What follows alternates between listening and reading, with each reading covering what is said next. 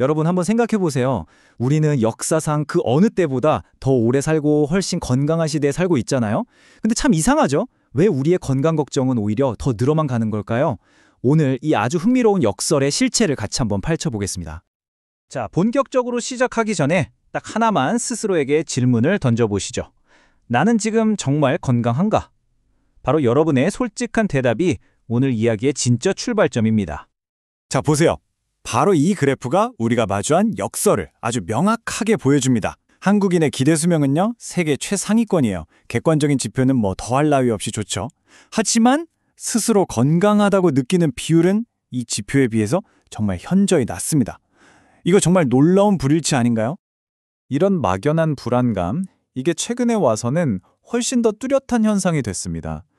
코로나19 팬데믹 이후에 의학적으로 건강염려증이라고 부르는 이 불안을 겪는 사람이 무려 50%나 늘었다고 해요. 이건 이제 더 이상 그냥 개인의 문제가 아니라는 거죠. 우리 사회가 다 같이 고민해야 할 현상이 되었다는 아주 강력한 신호입니다. 좋습니다. 그럼 이 현상의 가장 중심에 있는 건강염려증에 대해서 본격적으로 한번 알아보겠습니다.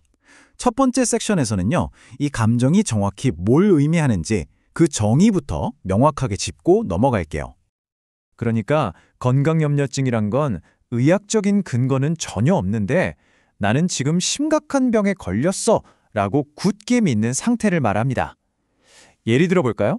그냥 가벼운 기침일 뿐인데 머릿속에서는 이미 어떡하지? 혹시 폐암 아닐까? 하면서 최악의 시나리오로 막 치닫는 거죠. 근데 정말 흥미로운 건요, 이 불안이 마치 동전의 양면처럼 완전히 반대되는 두 가지 행동으로 나타난다는 겁니다. 한쪽은 괜찮다는 말을 들으려고 끊임없이 병원을 찾아요. 하지만 정작 괜찮다는 결과는 믿지를 못하죠. 반면에 다른 한쪽은 끔찍한 진단을 받을까봐 너무 두려워서 아예 병원 문턱조차 넘지 못합니다. 그렇다면 도대체 우리는 어쩌다가 이 걱정이라는 심리적인 미로에 갇히게 되는 걸까요? 자, 두 번째 섹션에서는 그 미로의 구조, 다시 말해 불안이 점점 증폭되는 과정을 자세히 들여다보겠습니다. 이 과정이 바로 불안의 고리입니다. 보세요. 사소한 신체 증상이 딱 계기가 돼서 이건 분명 심각한 병의 신호야 라는 생각에 집착하게 됩니다. 그러면 곧바로 극심한 불안이 찾아오고요. 이걸 어떻게든 해소하려고 밤새 인터넷을 뒤지거나 불필요한 검사를 요구하는 그런 강박적인 행동으로 이어지는 거죠. 한번 빠지면 정말 헤어나오기 힘든 그런 굴레와 똑같습니다. 혹시 이 과정이 너무 익숙하게 들리시나요? 그렇다면 꼭 기억해 주세요. 이건 여러분이 유별나거나 약해서가 절대 아닙니다. 오히려 수많은 현대인들이 겪고 있는 지극히 자연스러운 반응이니까요. 자, 그렇다면 우리를 이 불안의 고리에 가두는 사회적인 압박은 구체적으로 뭘까요? 세 번째 섹션에서는 그 핵심 원인 세 가지를 한번 제대로 파헤쳐 보겠습니다. 우리의 불안을 증폭시키는 주범은 바로 이 세 가지입니다. 첫째, 끊임없는 스트레스. 둘째, 검증되지 않은 정보의 홍수. 그리고 셋째, 늘 위험에 노출된 것 같은 사회 환경. 자, 이제 이것들이 구체적으로 어떻게 우리 마음에 영향을 미치는지 하나씩 짚어보죠. 첫 번째는 과도한 스트레스입니다. 만성 피로와 감정 노동, 이런 것들이 우리 마음의 방어막을 아주 얇게 만들어요. 두 번째는 정보의 과잉이죠. 인터넷에 떠도는 부정확한 의학 정보나 공포를 조장하는 광고들, 이런 것들이 전문가에 대한 신뢰를 점점 갉아먹습니다. 그리고 마지막, 위험한 환경에 대한 인식입니다. 여기저기서 터지는 사고 소식, 먹거리 파동, 이런 걸 계속 접하다 보면 우리는 늘 위험 속에서 산다고 느끼게 되죠. 이 세 가지 압박이 다 합쳐지면서 우리의 마음이 건강에 대한 염려 쪽으로 확 기울어지는 건 어쩌면 당연한 결과일지도 모르겠습니다. 자, 이제 가장 중요한 부분입니다. 이 복잡한 미로에서 빠져나올 방법이 없을까요? 아니요, 물론 있습니다. 네 번째 섹션에서는 이 불안의 고리를 끊어낼 수 있는 아주 실용적인 열쇠 세 가지를 함께 찾아보겠습니다. 우리에게 필요한 처방전은 바로 이 세 가지입니다. 첫째, 불확실성을 없애는 과학적인 접근, 바로 정기검진이고요. 둘째, 불안의 근원을 다스리는 스트레스 관리, 그리고 마지막으로 집착해서 벗어나게 해줄 관점의 전환입니다. 첫 번째 열쇠는요, 바로 확증 편향이라는 심리적인 함정을 깨는 겁니다.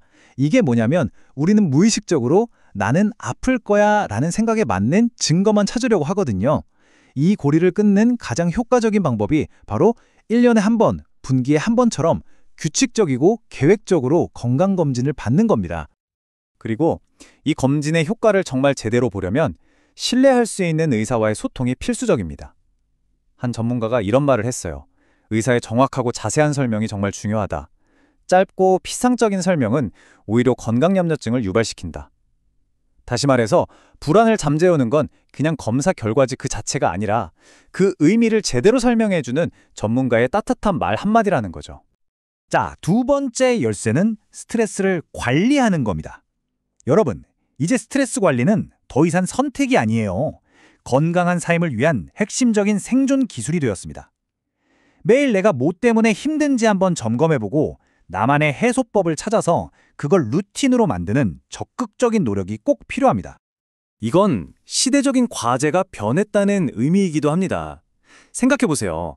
과거 성장 시대에는 자기계발이 성공의 열쇠였다면 모든 것이 불안정한 오늘날에는 먼저 스트레스 관리를 통해서 내면의 안정을 지키는 것. 이게 바로 모든 것의 출발점이 된 거죠. 그리고 마지막, 세 번째 열쇠는 우리 관점의 줌아웃입니다.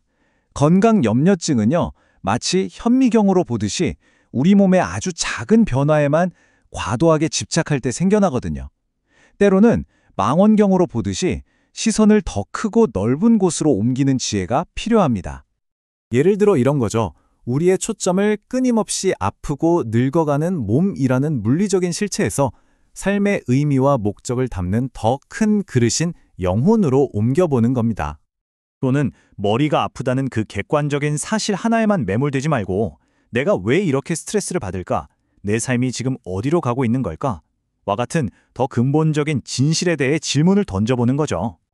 그리고 매일 뭘 먹고 몇 시간을 자는지 같은 아주 세세한 생활의 규칙에 얽매이기보다는 나는 과연 어떤 삶을 살고 싶은가? 라는 훨씬 더 큰 그림을 그려보는 겁니다. 바로 이 관점의 전환이 우리를 사소한 걱정들로부터 자유롭게 만들어 줍니다. 결국 이 걱정의 미로를 탈출하는 진짜 방법은요, 벽을 더듬으면서 필사적으로 출구를 찾는 게 아닙니다. 잠시 멈춰서서 고개를 들어서 미로 저 너머의 푸른 하늘을 바라보는 것, 바로 거기에 해답이 있는 거죠. 자, 오늘 이 이야기가 끝났을 때 여러분의 초점은 지금 어디에 머물러 있나요? 그 질문을 끝으로 오늘 이야기를 마치겠습니다.